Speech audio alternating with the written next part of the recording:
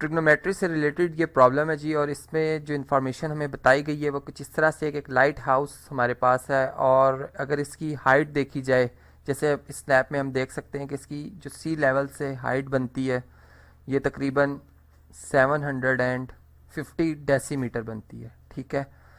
और इसमें प्लस हमें जो इन्फॉर्मेशन बताई गई है वो ये है कि लाइट हाउस टावर से दो शिप्स जो हैं यहाँ पर मौजूद हैं। जैसे हम देख रहे हैं कि ये दोनों शिप्स जो हैं वो अपोजिट साइड्स पर हैं लाइट हाउस से। जो शिप इस साइड पे चले, मैं इसको कह देता हूँ जो लेफ़्ट साइड पर शिप आ रही है, अगर इसका यानी हम इस तरीके से डिस्टेंस देखते हैं लाइट हाउस से, तो ये बनता है, ये हमने बेसिकली फाइंड करना है। इसे हम लिख देते हैं जी एक्स। ये डिस्टेंस हमें नहीं पता, लेकिन अगर हम लाइट हाउस से इस शिप को देखते हैं तो जो एंगल ऑफ डिप्रेशन बनता है, इसका क्या तरीक़ेकार होगा जी कि हम बिल्कुल सी लेवल के पैरेलल एक लाइन ड्रॉ करेंगे जो कि बिल्कुल सी लेवल के पैरेलल होगी, जैसे आप देख रहे हैं।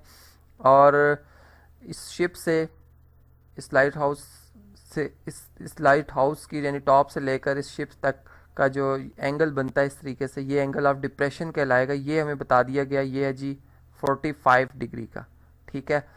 तो हमें सिर्फ ये इन्फॉर्मेशन पता, और ये बात हम जानते हैं कि फिर जो एंगल ऑफ एलिवेशन और डिप्रेशन होते हैं वो आपस में क्या होते हैं जी, इक्वल होते हैं। इसका मतलब है कि फिर ये एंगल जो होगा हमारे पास, ये कितना होगा जी 45 डिग्री का होगा। तो इसे 45 लिख देता हूँ जी मैं यहाँ पर, ताकि ये इन्फॉर्मेशन हमारे पास सेव रहे। इसी तरीके से अब हम यही हमारे पास लाइट हाउस है, लेकिन एक और शिप है जो कि उसके अपोजिट साइड, जो कि इस शिप के बिल्कुल अपोजिट आपको नज़र आ रही होगी। इसका भी हमने देखना होगा कि इस लाइट हाउस से इस शिप का कितना डिस्टेंस है। ये आप देख सकते हैं यहाँ पर जो मैंने लाइन ड्रॉ की है, बिल्कुल ये हमने डिस्टेंस कैलकुलेट करना है।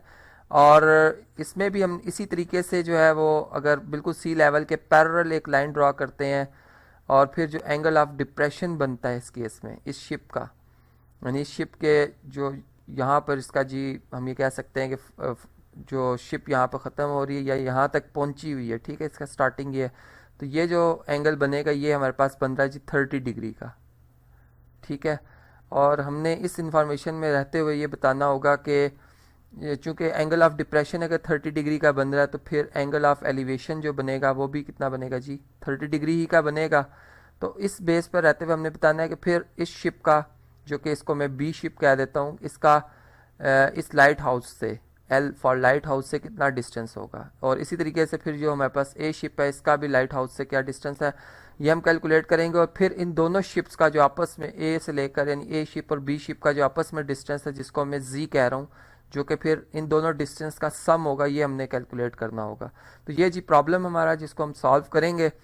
तो जो पहले मैंने आपको केस बताया जिसमें हमारे पास ए शिप है, अगर फ़र्ज़ करें यहाँ पर चलें इस तरह से बनाते हैं कि ये लाइट हाउस है हमारे पास, ये एल फॉर लाइट हाउस, ठीक, ये इसका पी पॉइंट है, यानी जिसको हम कह सकते हैं कि हाइट है इसकी। और बल्कि इस लाइन सेगमेंट को थोड़ा सा यहाँ तक बनाएंगे जी, ये हमारे पास है ए शिप, ठीक। और इसी तरीके से अगर हम इस लाइट हाउस से एंगल ऑफ डिप्रेशन देख रहे हैं तो 45 का, तो एंगल ऑफ एलिवेशन भी 45 का होगा। ये बात मैं आपको ऑलरेडी बता चुका हूँ।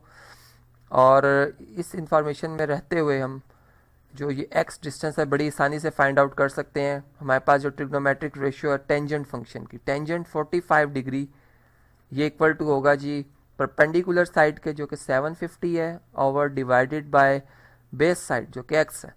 और टेंजेंट 45 की वैल्यू हम जानते हैं जी 1 होती है, तो 750 ओवर एक्स ये 1 के इक्वल आ गया है, यानी रेशियो 1 के इक्वल है। तो यहाँ से फिर हम ये बात बड़ी आसानी से कह सकते हैं जो एक्स होगी, एक्स जो डिस्टेंस होगा फिर एग्जैक्ट 750 जो है वो डेसीमीटर्स के इक्वल होगा, ठीक है। यूनिट लिखना लाजमी है।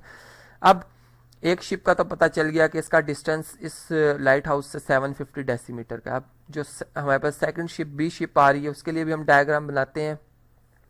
इसी तरीके से ये सेम लाइट हाउस है जिसकी हाइट जो हमने बताई हुई है कि ये 750 है, ठीक है। ये बोथ केसेस में इसके लिए भी यही हाइट रहेगी।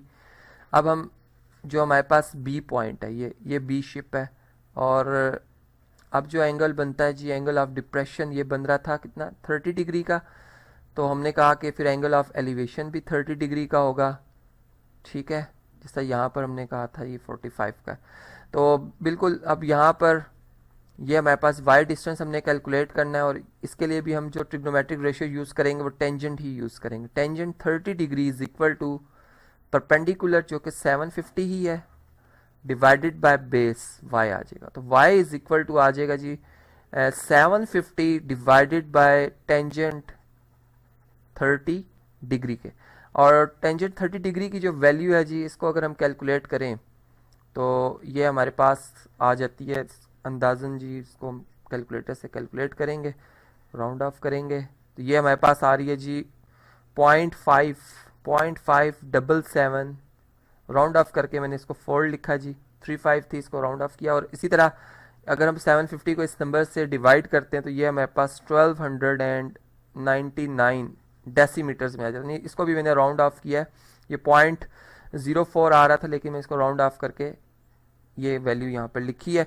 अब आप देख सकते हैं कि जो बी शिप है उसका जो लाइट हाउस से डिस्टेंस है वो y था, वो भी हमने कैलकुलेट किया। और अब हमने इन दोनों शिप्स का जो इनके दरमियान डिस्टेंस है जो कि हमसे पूछा गया वो हम बताएंगे, तो उसको मैंने z से रिप्रेजेंट किया जो कि x प्लस वाई के इक्वल है। और इन दोनों का सम अगर कर लें 750 प्लस 1299 तो ये सम जी बनता है हमारे पास 2049। तो यहाँ पर चलें इसको भी लिख लेते हैं कि जो शिप्स के दरमियान डिस्टेंस है 2049 डेसीमीटर्स का है। तो आपने समझा कि किस तरह से हमने एक जो हमारा आम डेली लाइफ का प्रॉब्लम था उसको हमने रिलेट किया अपनी ट्रिग्नोमेट्री से, और फिर उसकी मदद से जो सोल्यूशन था इस प्रॉब्लम का वो फाइंड आउट किया।